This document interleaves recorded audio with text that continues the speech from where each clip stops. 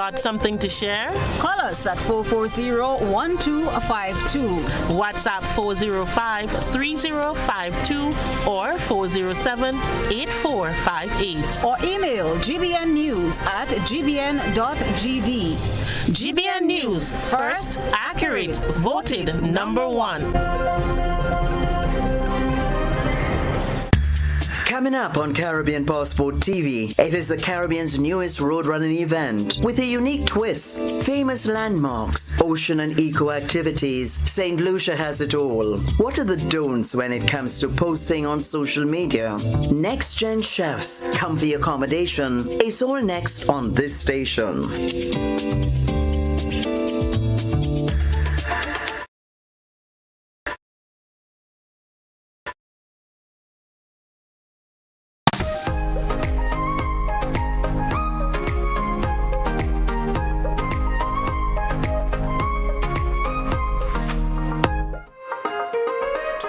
Take your time and say a special good Monday morning to one and all, especially our listeners or viewers. Those of you via our social media platforms, good morning, good evening, wherever part of the world you're at, depending on your time zone. Welcome to The Point this morning. I'm your host, GT. It's our usual Monday morning edition of To The Point. And my co-host, of course, Mr. Sylvan McIntyre does this morning. It's also the final day within the month of March. Is it? Yeah. Good morning, sir. Good morning, good morning, good morning. How you doing, sir? I am good. Yeah. Let me take the opportunity to say good morning to all of our followers, our viewers, our listeners, and our contributors to the program. I haven't said a special good morning to the folks at Glen for a while. So you guys and the National Insurance, good morning to you all. Right. And all those of you, the retirees, I have a community of retirees who listen and tune in. Right. There was a gentleman who met me last week and he said, man, I was following your program. He said, I take a little radio to the garden. All right. You remember the days of walking a little radio, listening to cricket and all that? I remember people have the little boombox on their shoulder and stuff like that, right? He said, man, I'm addicted to the program. I coming out, I listen to you guys every day. I wanted to call in and contribute and whatnot, but keep it up. So all of those of you who contribute and make this interesting and make it relevant to all of us, Grenada, Carriacou, Petit Martinique. We have a following in Petit Martinique and Carriacou as well. All right. Well, so I appreciate that a whole lot. Of course. It gives you the enthusiasm and the appreciation to go ahead and do what you do. Of course. Sometimes you think, oh my God, people might get fed up of hearing you. But these are the ones who encourage you all the time and say, listen, man, keep doing what you're doing. All right. Well, we certainly do appreciate that a whole lot. Yes. And let me say good morning to the drivers on the nation's road as usual. Of course, sometimes we are a little bit critical of course, how the individuals who may be driving, not without that due care and attention sometimes, but let me say good morning to those of you driving on the nation's roads. We know sometimes you get into a situation where the traffic may back up a wee bit, and it brings out that attitude in you. It does. Bear with it. And don't forget, drivers, today's the final day for those of you within that particular margin of... Don't say it too loud. My car is up to date too. Well, today, mine is all up to date too. Yeah, I have but to go. I already taken care of it, so tomorrow. I like to draw it down to the last one. Yeah, I should have, but man. So if you haven't gone through the inspection process... I have to go down there when I'm finished this morning. Oh, okay, you can go through that. I'm going to meet the line, man. I for years, always take care of that. By the middle of March, I have that settled. Oh, you organize it very much. Yeah, by the middle of March, I go get my inspection done and everything and do that. So I hit I'm not a person who into the last minute kind of thing. Right. I don't like that at all. Right. So since the middle of March, around only 15th of March, I had that taken care of. Yeah. Sometimes you have issues that they may want you to look after. And then you go do that today and they say, hey, somebody get new tires. $50 extra, man, for late fee. So I try to eliminate those problems. So, so even though I have to go back, I have ample time to have whatever issues. The other one time, my bulb was working when I was going. When I got the bulb blow. You want to take I got there. And so sometimes all of the issues come about that kind of takes some other time. So I try to eliminate that. So those of you who haven't done that as yet, today is your final day if you were for that particular batch. So GT, how about our folks at home? We haven't shouted out those on vacation and otherwise that we need to shout. And diaspora. Yeah. We haven't shouted out the diaspora people. We get a call in ever so often and I know I have one guy in Canada, he said, man, I follow in all the time. There's one in the US and I have some folks in the UK as well. I think as way back as Germany and some of these places. They do follow up with our program. That's good. That's and sometimes good I don't know if there's some way of evaluating our reach in terms of viewer and listenership and so forth. But it's always good to know that what you're doing is making an impact. I think you get some response sometime from True. We do across. get those responses, especially those who are viewing by the Facebook page, that's the true. YouTube channels. They do comment and give you feedback, and so there's also that viewership number that comes up from time to time. So I had at least 1,000 people watching me via those mediums for the day and so forth. So what does the number mean, though? Well, it means it represents how many people at one time viewed your program. And what does it mean to you as a person hosting a program? Yeah. I don't put a lot of energy into it. Okay. You understand? But I appreciate that they are people viewing. You don't want to say that nobody's looking at you, right? But I do appreciate it, but sometimes you don't put the energy into it as I should. I know sometimes it's relevant that you do, but sometimes I don't put the energy into that I should. Yeah. We kick off any flowers you share? You putting out this morning? I like to hear when you give those flowers out. Yeah. It sets a nice little tone in terms of the flowers. And I guess you would not be surprised that we're giving some flowers to the RGPF this morning. I wouldn't be surprised. I wouldn't be surprised. We have to definitely. I wouldn't be surprised.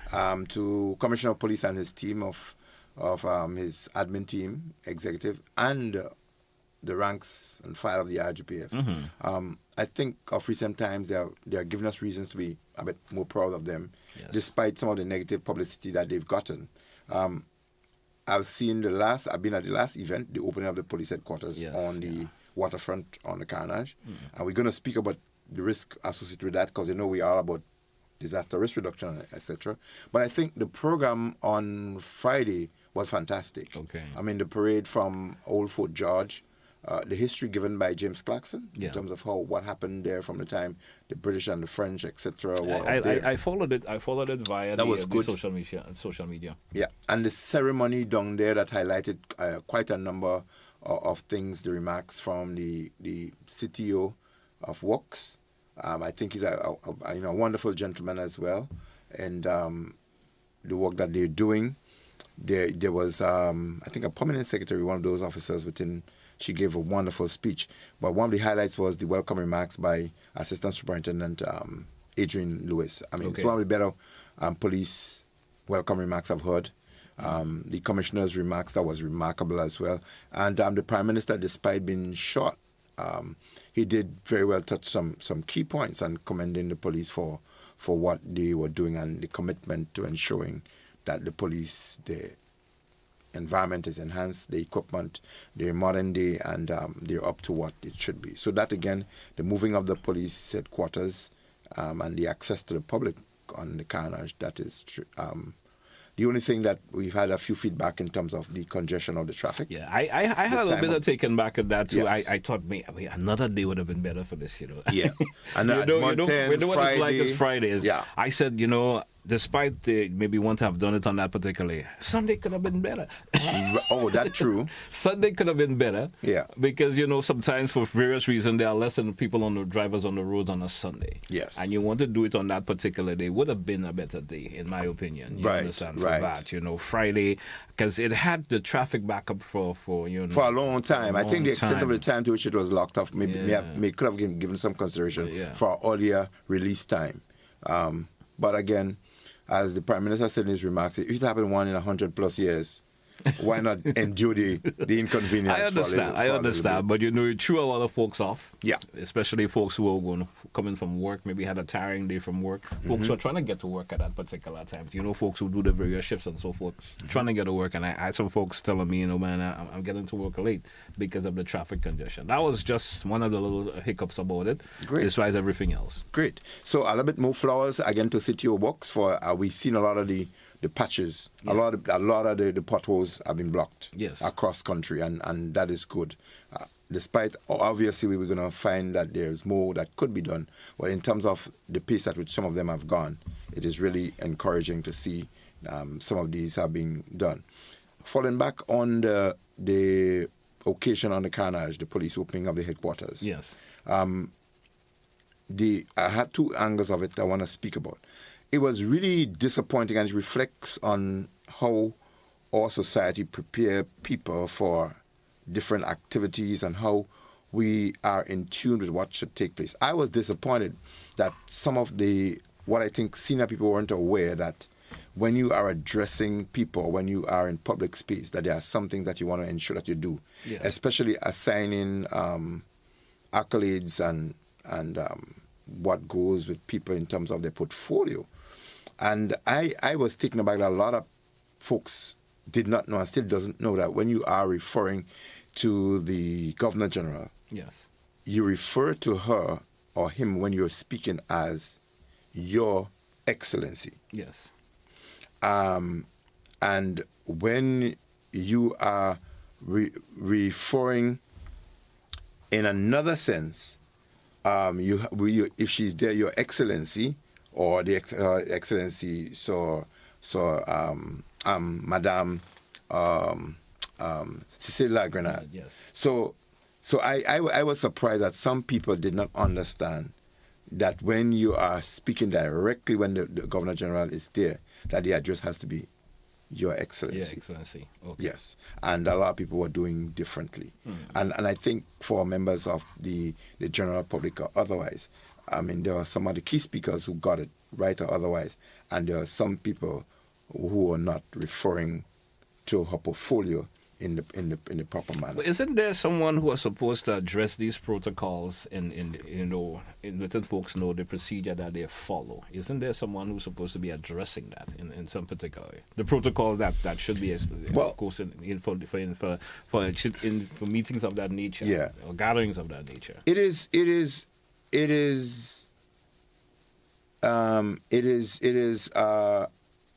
the responsibility of every individual to make themselves societally aware and become civically aware of something that should happen. That I understand. Despite there are some things that I think our protocol department and foreign affairs should do more public information in terms of allowing people know at different times, not when an occasion comes up, but letting people know that when you are referring to a person in a particular portfolio, if you are, as I said, speaking of the Governor General, in her absence, because her as Her Excellency, because she's not there. Yeah.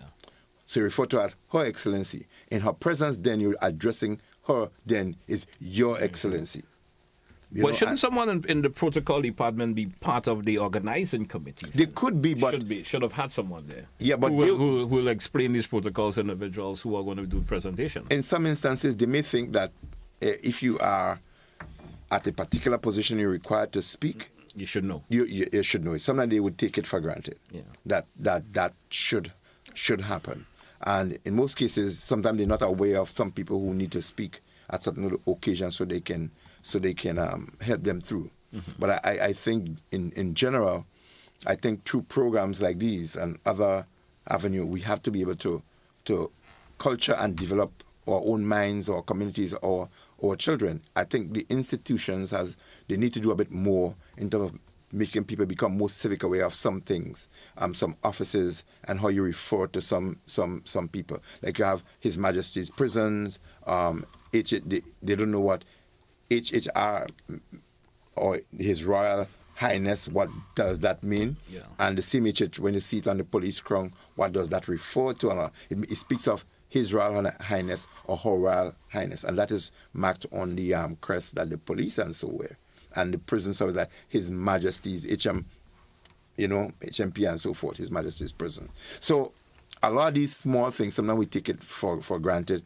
And I think I looked at some of the dignitaries in terms of how they refer to, and sometimes they smile. Even sometimes the pronouncing of person's name who hold a particular portfolio. It sounds a little bit demeaning if you did not get it right in a public space. Yeah, I understand. And sometimes when you are there, you have to ensure what you do. I mean, I've done as simple as it may be. You should get it right. You should get it right, and we should work towards getting it right. But outside of that, I think it was fantastic. But my disappointment is that there were a few persons who did not quite get it right, and I thought that is something that worth mentioning. Right. And it's not a matter of a negative criticism, but it's a matter of making us become more aware of some of the protocols that are associated with certain things when we do them. Something I have also observed, and I'm not sure if you observed, okay, if there's that individual who we refer to as the keynote speaker, or the person who introduces the whole ceremony. Yes. And him or her may establish all the protocols. Right. The Honorable Prime Minister, Her Excellency, and everything. Why do everybody else have to come and say it? And that's a good point. Well, I'm saying it's already been established, or you could just say, well, like, with the protocol already established, but you come back now and repeating all of those names, right? When you could have just get to your main point and get the thing moving. In my right. just an observation I've had. No, subject to anything else. From what I understand and I know of the protocol, when you have key dignitaries, state officials, it is not the kind of a respect to just assign protocol already established. Yeah.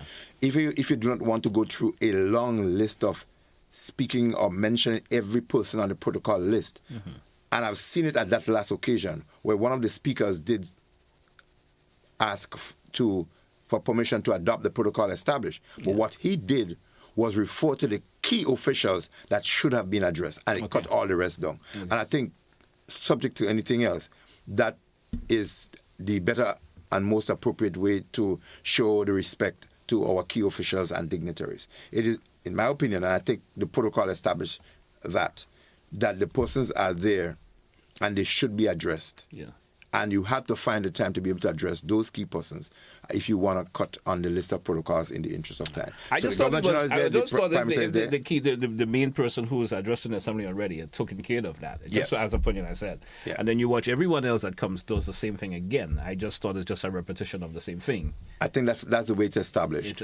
And all right. Subject to anything else, if you did not go through the list of protocol and somebody who was not there for the starting and they say protocol already adopted, they may not even understand what that meant or who is there. So sometimes it has its way that even if you don't go through, but people need to be aware of the key officials that are actually there. And it wouldn't take you half an hour to be able to mention. Understand. As I mentioned, it's just my personal take on it. No, not only you. A lot of people. Just my personal take on it, because everyone that comes up, you hear them repeat the same things. It's like you're hearing the same thing over and over and over again. And I understand the protocol that is already established. Yeah, and it's a really nice way of cutting off that, because I think people would be labeled and they, oh my God, this. I heard that already. Yes, and I just liked the aspect of addressing the very, very high state officials, and then you speak of the others in a block of all the other dignitaries and officials and so on. All right. So, Mark, we drew for our first break of the program. When we come back, we get into the meat of our conversation, as we say. Stay with us, folks. It's To The Point, Classic Radio GBN TV. We will be right back after the break. Don't touch it.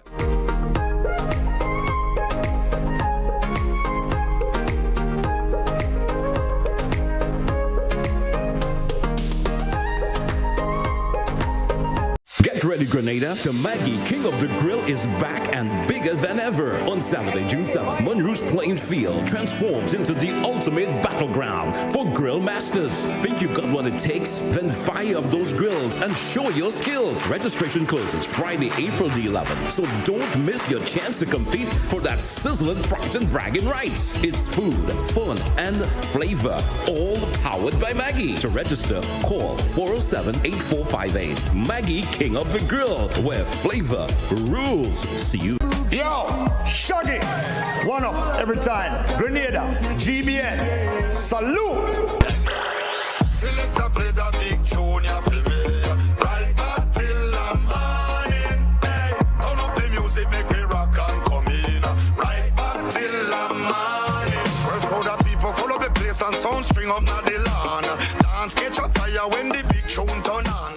Hey GBN family, we've got a brand new home on Facebook and you need to be there. Follow us now on Facebook at Grenada Broadcasting Network -GBN. Stay updated with the latest news, sports, entertainment, and everything Grenada. Don't miss out. Like, follow, and share. Grenada Broadcasting Network. Stay informed, stay ahead. First with the news, fast with the updates.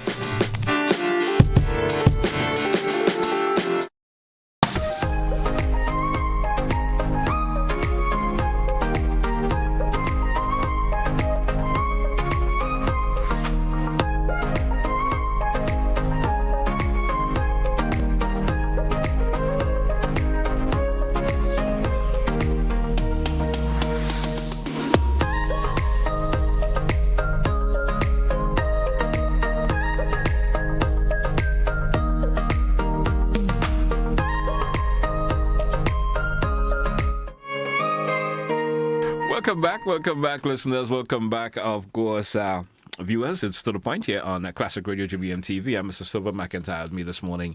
Our key focus this morning, we want to talk about, societal norms. Yes. We want to speak a whole lot about that. We did mention some in our initial speech, but we want to probably broaden on it a wee bit. We want to talk about customs also, societal norms and customs, including family upbringing. That's certainly another important conversation we're going to have this morning. And the impact, of course, on customer service. And that's another, just briefing what we're going to talk about. That's something important. Yes. Customer service. Yeah. There was something I was listening to on my way to work this morning via my phone. I'm driving and I'm listening to it. And it reveals customer service, how people deal with individuals. Yes. And they had a period for an individual who's actually the owner of a particular business. Yes. But maybe the employee does not know he's the owner. Right. But he's been receiving complaints about the customer service that, folks who patronize his business have been receiving. Yes. So he dressed ordinarily. Right. And came to his particular establishment to see it for himself. Right. And he received the same treatment that the regular customer has been receiving. Right. You understand? So that's where customer service comes in. We know it's a problem in Grenada to a point. Okay. On all angles, from the smallest business to sometimes to government, agencies that we visit. That customer service doesn't drive you to want to come to that business establishment for various reasons. Right. I'm not sure where you want to kick off this morning in terms of all that I've mentioned. Yes. If you want to kick it off from the societal norms, customs. Including family upbringing and so forth. Let's get it rolling this morning. And I want to expand on it a little bit. Outside of the customer service, how does that have any implication for road safety and the general risk reduction initiative, etc.? How, with those customs and norms and family upbringing, does that have anything to do with the kind of a customer service that we actually get? It has. Does that have anything to do with how people treat other people on the streets? And does that have anything to do with the road safety? Or does that enhance road safety if we want to take it to the positive side of it?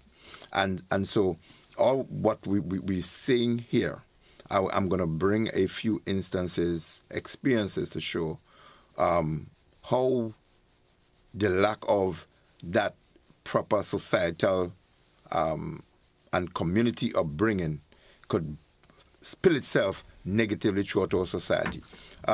It says, as an old cliche or otherwise, that a family, it takes a community to raise a family, or maybe an individual. And there are some norms and customs over the years that we grew up with, some family and some home values. Now, if you would want to refer to some of the things that we are experiencing today, you would want to find out, not like the average person who just want to criticize, but once something is identified as a problem, you want to find the root cause. That's where you want to go back. And so if one is an investigator to something that may have happened, you want to go back to rewind. Yeah.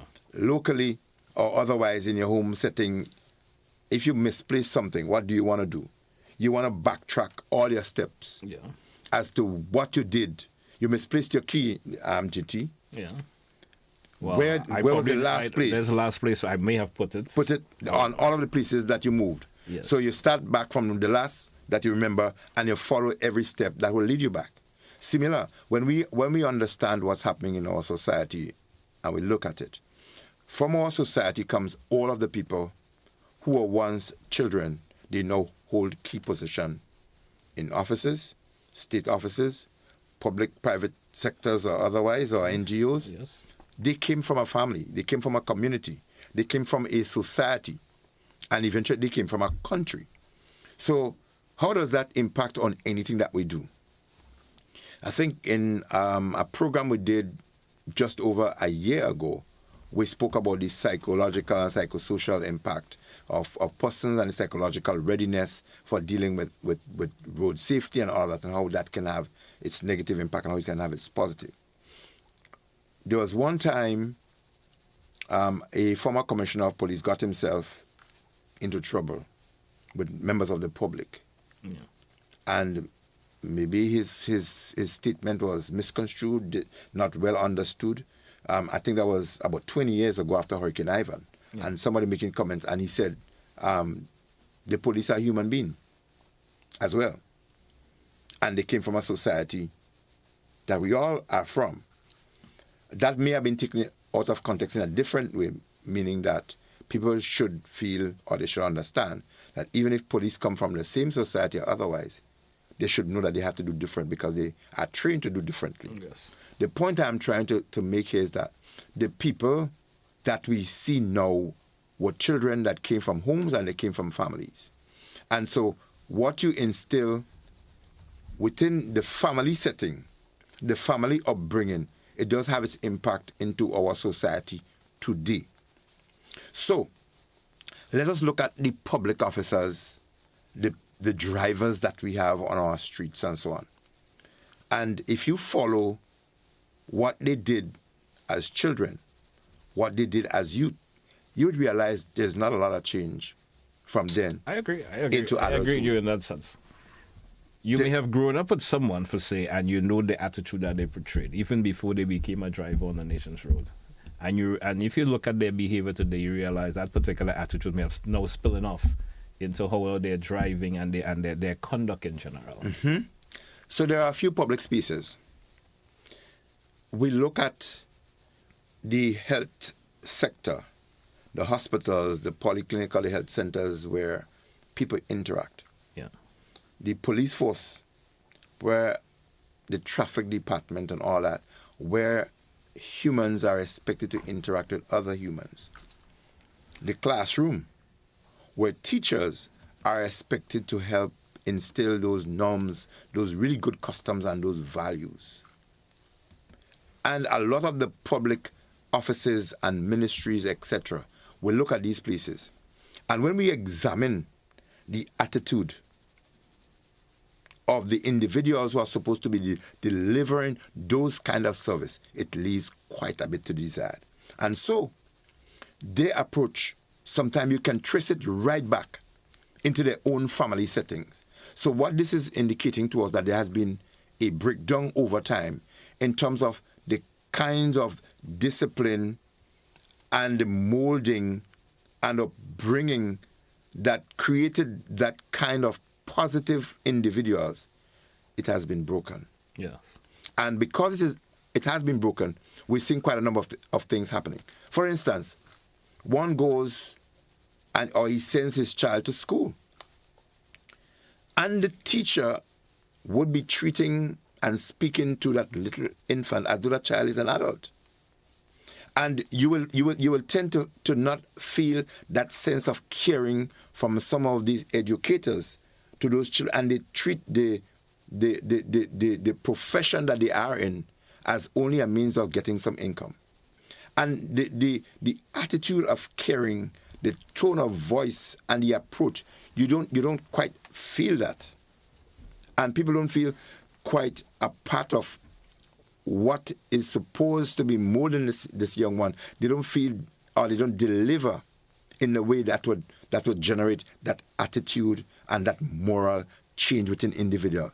So I think a lot has to be driven towards now training our teachers to be a bit more civil in terms of dealing with those young ones, because in most cases teachers spend more time with children than parents, and so they too have a lot in instilling what's supposed to be. And what you find happening on both sides of the fence, that parents leave too much of the responsibility to teachers, and teachers do not take up enough of the slack to ensure that we are collectively responsible for bringing that individual into a proper person.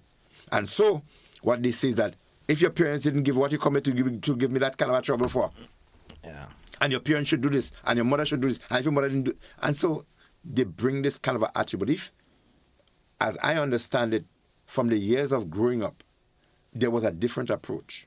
As we say, the society, the community got involved in ensuring that child or children do not do the wrong thing. Now, let's look at that little child who comes from a broken home, a home that has all of these challenges and he or she looks for some level of comfort. That child doesn't get it in the teacher. that child become aggressive, he or she becomes delinquent, and they grow up. And later on, that child becomes a police officer. Tell me what attitude you're getting from that child. More or less the same attitude. I don't want to cut you, but then you see it comes now. If I say that particular teacher grew up in a particular home settings where the same attitude that they're portraying to the student was one to deliver to them. Yes, they may have gained academics that they are able to teach. And most times when you obtain these jobs, especially as a teacher, you get the job because of your academics. You could teach maths, you could teach English, so you got the job. Yes. They don't give you the job because you was a good individual or how you speak to someone. That may be, it's part of the requisite of getting the job, but sometimes it's the last thing they look at. And sometimes that part of the getting the job was not even checked on to see, well, I wonder if Mr. McIntyre could talk to people. Yes. Besides knowing the academic part of things. You know, there are people who have the academics, but speaking to people is a totally different. It's a different thing. Some people may have something that they may get as a gift, a natural way. Yeah. And others you have to train them. And some people make themselves and they feel untrainable. Yeah. They don't take it. I know it. I know what I know, or you can't teach me anything. Especially with folks who think that they know. Let's, for instance, the job you do. Someone may say, Mr. McIntyre know what he knows in terms of risk management and everything. I can't teach Mr. McIntyre anything. But sometimes, as simple as it is, as much as you know, a simple conversation with someone may add to what you know. You're telling me? I do this all the time. If I go to a setting where somebody is dealing with a subject, I've sat in places where lectures and subjects that I teach, other places that people come to teach, and I sit and I listen. Yeah.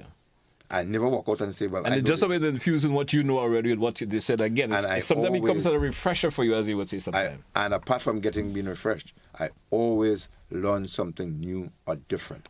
You see things from different perspective, from different angles. Yes. And so when you look at some of the places that invest so much in trying to change people's culture and the attitude, you realize they come back feeling, man, I am wasting my time. Yeah. And what we can do as a society, there's a lot of resources that we are now expending towards trying to change people into becoming good customer-oriented individuals in the workspace. And countless dollars have been used and time used up, and you're not getting a lot. I am saying that we have to reverse the process and go back and spend. And I'm going to come to the road traffic situation later on, how it spills out. Yeah. But people speak of how the nurses treat them when they go to the hospital, and they speak about how the police speak to them on the street, and they speak about how people speak to them in the ministry or otherwise, and the supermarkets. And then I went back and I reverse, and I said, listen, the police may not say that for themselves. These are the people who train the nurses and the doctors. Yeah. But we go back to say, these are the people that you produce, you know. The child that you grew up earlier on, that is going back and dealing with people in a particular way, that's the child you're sent into the police force, you know. That's the child that you're sent to become a nurse. And so the X amount of years, 4 years that they spent at a college or university trying to become into that, you have to try to walk them out of it. And the 6 months that one takes within a police force to make them a police officer, when you had 18 years of building them in a particular way, you think after 6 months all of that will effectively come out? Or sometimes it's been held down, and as soon as they are released into the public, all of that natural self comes out. Yes. And that is why it is best that you plant, mold, and bend the tree that you want to bear the kind of fruit that you expect. At the appropriate age and time. At the appropriate age and time. Yes.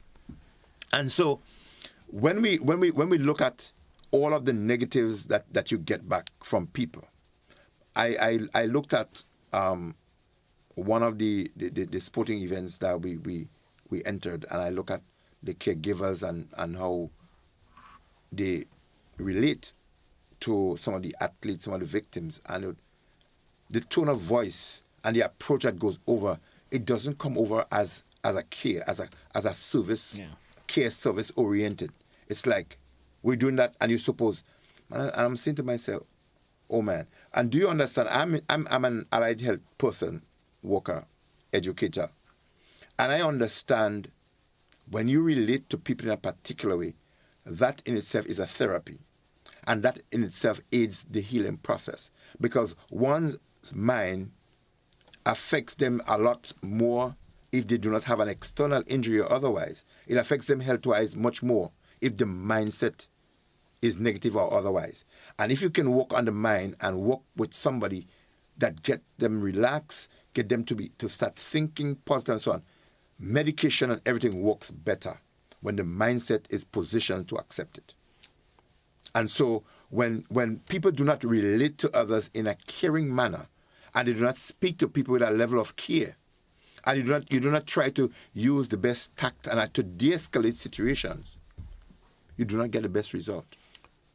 I understand. Have you ever been part of a training seminar with individuals and you listen to how they are accepting the training? Yeah. Especially if you feel, you teaching me, I know that already. Yes. Those are the kind of comments that have been made. Yes. Maybe the trainer is not hearing it, but Yes. you as being a participant, you hear it. Oh, yeah. And then now you see how they refer to other people now after they have gone through the training process. Yes, they may have absorbed what they in the training, but now their personal way of to bringing it out to people, and you realize that is what you're getting. You understand? Absolutely. Now, where we are trying to go with this before time locks in on us. Yeah, we're trying to look at the approach of some persons. One of the more recent things that came out, and fellas who are doing it, look out, the cops, the police, they are coming, is the noise pollution issue. Yes. And there are a number of guys who now modifying vehicles. They are putting exhaust that is beyond a certain level. They are allowing that silencer things to erode or to be taken off, and they blow these things in society. Yeah. And at particular times, at night or otherwise, they will be speeding and moving with these vehicles, and they will have the accelerators to the lowest point where you can hear the blast, and in some instances, you can see the fire coming through those exhaust lines and so on. This to the disadvantage, the distraction and discomfort of members of the society. And trying to speak to these individuals, you realize the kind of a sentiment and the expression that they would get back. And you follow these individuals, not a lot of them, just a few. I say Grenada is a wonderful and it's a beautiful country. It's just a few people that messing up things, you know. Yeah, it's so true. When you speak to those individuals and you follow who they are, you realize. Well, there was nothing different you would have expected from me. And I totally understand where you're coming sometimes you feel disappointed. Yeah. Why did I waste my time trying to explain this today? Or the individuals you think should have known better, they're doing differently. Yeah. And that in itself has a lot of impact in terms of the safety on our roads, because the attitude and the approach of a lot of individuals has been cultured and developed along the wrong stream. And therefore, what is left for society to do, we must now become general collective custodians of ensuring that when a thing is identified to be wrong and inappropriate, that we feel a sense of responsibility to help correct it and not turn a blind eye to it. There are too many times people leave enforcement of laws and principles to the people who are designated law enforcement officers. And some people leave the environmental things to degrade because they figure, I am not working in solid waste. And they leave the agricultural sector with practices and other things to go down. People who use chemicals to control weeds in the field, they will use it into our rivers and in our streams. And people allow it to happen because, well...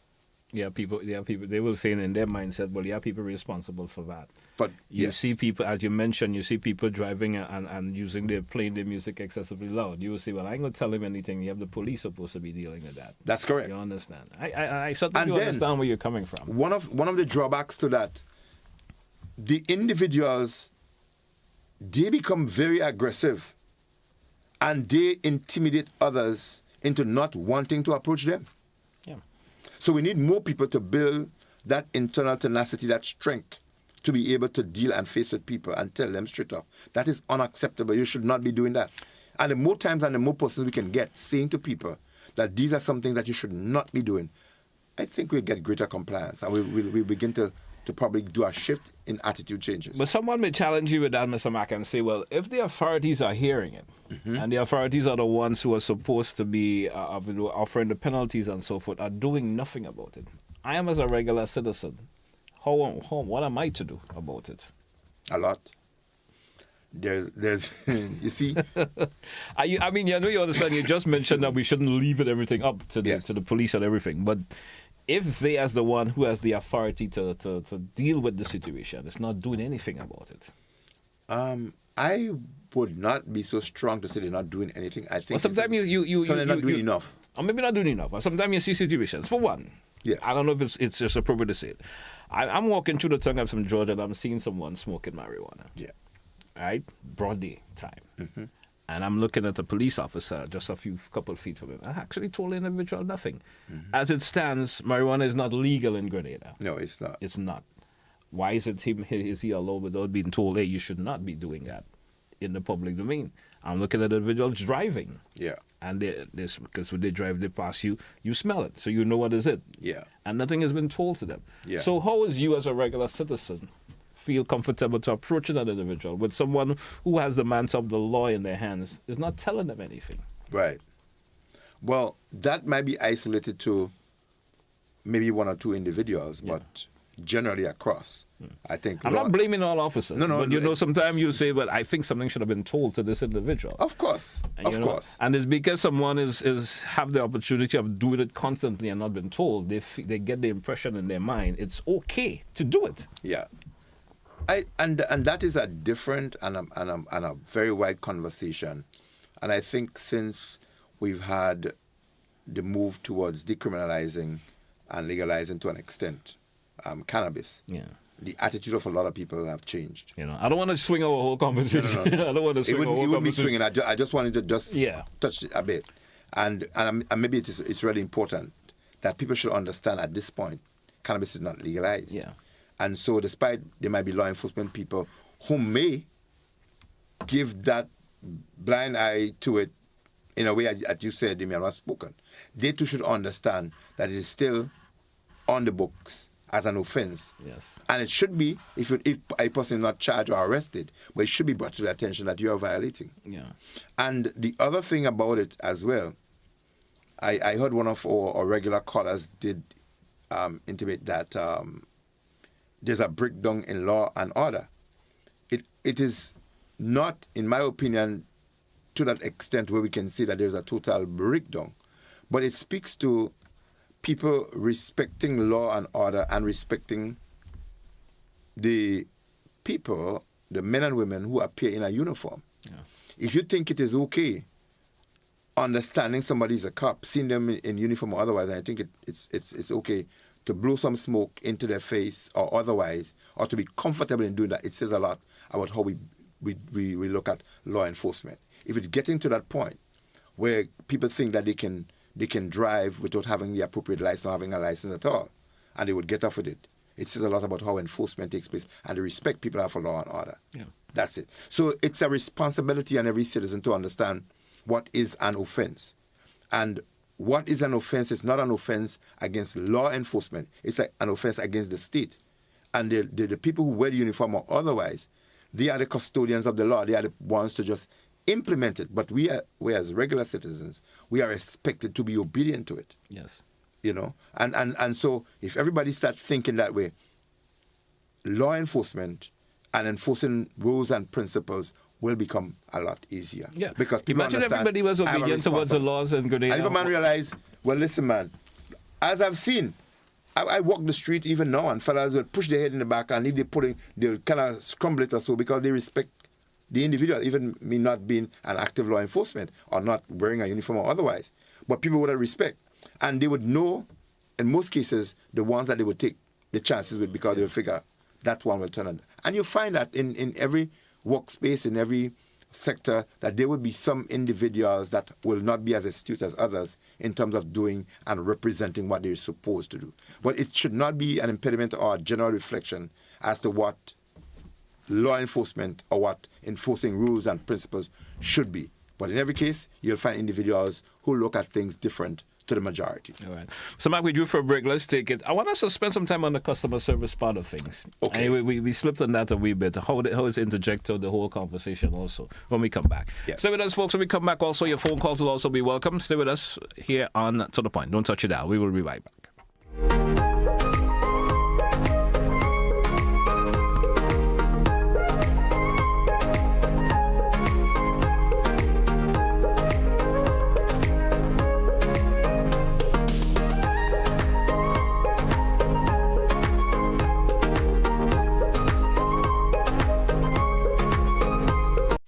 ready, Grenada? The Maggie King of the Grill is back and bigger than ever. On Saturday, June 7th, Monroe's playing field transforms into the ultimate battleground for grill masters. Think you got what it takes? Then fire up those grills and show your skills. Registration closes Friday, April the 11th, so don't miss your chance to compete for that sizzling prize and bragging rights. It's food, fun, and flavor, all powered by Maggie. To register, call 407-8458. Maggie King of the Grill, where flavor rules. See you.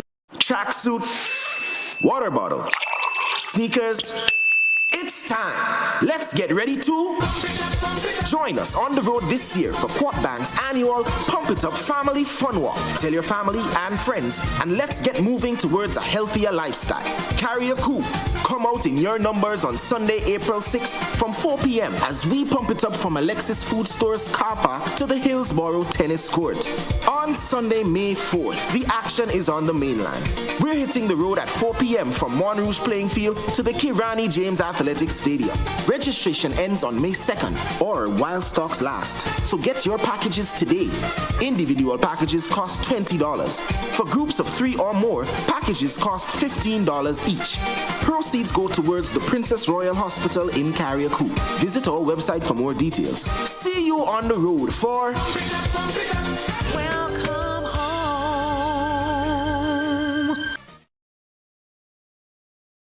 Grenada, get ready for the most anticipated kids event on Saturday, 19th April, Easter Saturday. They not like us. It's the Easter Kids Extravaganza. Easter Kids Extravaganza. Monrouge Playing Field, 1 p.m. to 9 p.m. Enjoy rides, slides, obstacle courses, rock climb, bouncy castle, go-kart, and much, much more. Mom, I love this. Then from 6 p.m. we move stateside for special performances. Come see the mind-blowing illusions and mesmerizing dancers from the overseas acts. Soca performances from Guana, Shekwan, Black Barbie, and Young Man. Admission kids only $5. Adults $10. Parents, guardians, get the kids ready. Easter Saturday, Monrouge Playing Field. Something no kid wanna miss. It's the Easter Kids Extravaganza.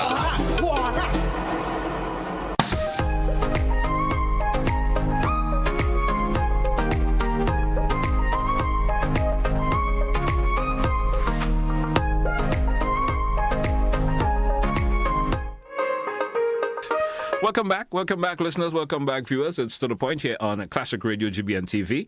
Mr. Sylvan McIntyre had me this morning. Our focus of our conversation this morning, of course, he diverged deeply a wee bit into, the social norms. We spoke a whole lot about the customs, including how the upbringing can, from how you start off and the direction it leads you in life directly. Yes. It plays an important role.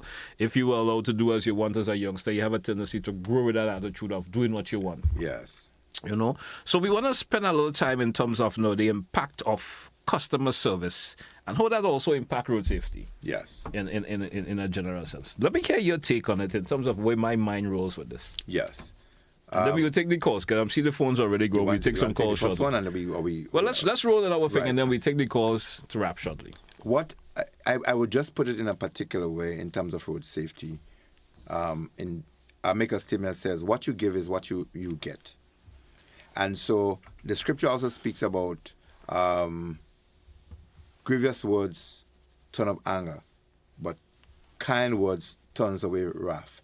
In other words, if you speak to somebody kind, caring, you're expected to get that kind of approach.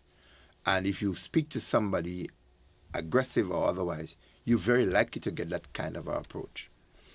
An aggressive approach impacts on your entire mental capacity that affects eventually the physical. So once your mental capacity is eroded or is affected or something impedes or gets in there, your ability to maneuver will change. Your foot becomes heavier, the right foot, and therefore you tend to speed a bit more. Your ability to maneuver as well will change because your thought process is not where it should be. It is going quite a number of places, and that boils back into an approach, a reaction, or a response. That action that approach or that response, one could end up in some level of fatality. If it does not end up in a level of fatality, it could end up in a traffic infringement that causes somebody to create some level of injury or otherwise because the approach was inappropriate. Yes. You've ever heard somebody say, man, that man fret me? Yeah. And that person upset me so bad? And you just going, you hear people just screech off, they just drive off. And then you drive off, no. And it's just a matter of how you approach. Have you ever just walked into a restaurant where somebody approached you inappropriately or and just feel like you don't want to eat the food? You just go back? Yes. Have you just walked into a store and somebody just seemed to be ignoring you as though your money doesn't depend on paying them? Or they teach Have you you like ever walked into a ministry? you like if you come to steal. Yeah. Have you ever walked into a ministry and somebody talked to you as though they're speaking to the puppy that is in the yard or otherwise? Yeah. And people who really care about animals or otherwise will still not even speak to them in a demeaning way. Yeah. You'll want to love them. I have my Rottweiler into the cage when I go in. He's sending me, I say, in he comes. He would not go and eat his food unless I give him a tap on the head, I rub him up, I give him a little massage, and then he eats his food. So that kind of a thing transcends all the way down, even to animals. And some people treat others and speak to others less than even animals. And that in itself has a very strong negative impact on how people's ability would affect or negatively affect road safety. I agree with you there, sir. We will start taking our calls. We have approximately just about 5 minutes or so. We may still have 5 minutes or so after 10 o'clock this morning. Yeah, we can. But you had to go, you said you had to leave early. You had to go get your inspection done. Oh, no, I leave on time. That's okay. I have enough time. You have enough time. Once I have to do this, I dedicate. I said, you know what? It's likely to be lines, likely to be a process. Yeah. My mindset, I leave everything off. And I said, when I leave GBN, that's what I'm going to do. I just wanted to extend because, I didn't take the calls early. I just wanted to make sure we get all that information out this morning. Yes. Fruitful information. Let's take our first caller. Caller, you're live. Good morning. And be brief, please, caller. Yes, sir. Good morning, Mr. McIntyre. Yes, sir. Good morning, President. It seems to me, and I know you in a way personally, you have taken your training and you're expressing yourself. Do you know that many people, especially men that have been, or women that have been placed into the force, they took exam. And I don't know if you are re-examining them, or they took training. If you are used to re-examine them to see if they could implement, or I don't know if it's to reproduce what they learned in the training, and they just cannot do it. For example, I had an experience. The first question a policeman asked me, he said, what's my age? I was driving, he stopped me, what's my age? How do you think this would... Afterwards, I said, I don't understand you. Then he catch himself and he asked me for my driving license. And because I dealt with him how I should deal with him, he charged me. Tell me, what's my age? That's the first question he asked me. This is how you all been taught to interview people that are driving. Thank you very much, and comment. Thank you, caller. Thank you so much. Thank you so much for your contribution this morning. Thank you, caller. I'm not sure how you want to respond to that. Well received. Well, I think that is his perspective in terms of, and I think we cannot capture that. Yes. That individuals behave differently at times, and it doesn't reflect what is the norm and custom of what the profession should really stand for. We do have another caller. Caller via WhatsApp. Good morning. Hope we have a stable connection this morning. Caller, you're live. Good morning to you. Good morning, GT. Good morning to you. And how are you? Doing well. Just trying to be brief. It's not nothing pertaining much to the program, but listen. But I recommend if you're calling to make a contribution, it be towards the program instead of we having that diversion. Nothing bad. It's something that is you should look into. I called a couple Mondays back, stating that I was not getting K105 in the crucial area. I'm being honest with you. I am getting it now. Okay, well, great. My problem is I'm not getting you guys as good as it used to be before. So I don't really know what is the problem. I don't know if it's a signal problem or what it is, but I'm just saying, let me call in so that you guys can check it for me to see. Okay, but caller, we'll have that looked into. We thank you so much for the observation, and I have someone look into it, okay? All right. 435-2041, 435-2041, that's the number here on the program if you want to make a contribution to what we were speaking about this morning. And let's take another call this morning via the WhatsApp once again. WhatsApp caller, you're live. Good morning. Yes, good morning. Good morning to you.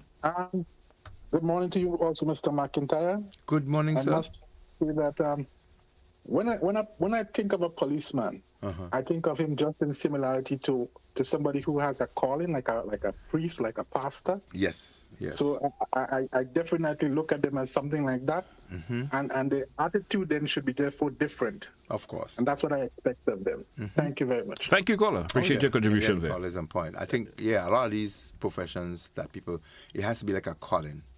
It should be something that you want to do. It's something that you want to do, you enjoy and doing. not just for the purpose of being paid for it. Yes. Let's take another caller. Caller, you're live. Good morning. Yeah, good morning. Good morning to you. Yeah, good morning. Caller, I beg of you to turn off the device in the background, please. Caller, are you there? Guess we lost a caller. Caller, are you there? Yeah. Callers, once again, when you're calling, make sure whatever device in the background is turned off completely, or just listen to us via the telephone. You will hear us clearly via the telephone. 4352041. We still have a couple more minutes before we wrap. Let's go back to the phone line. Caller, you are live. Good morning. Good morning. I have a complaint with the noise from the cars that's traveling on the road in Grenada. Especially the big boxes that the guys and them are putting outside their window, winding the window down, and having the music blasting all day, all night.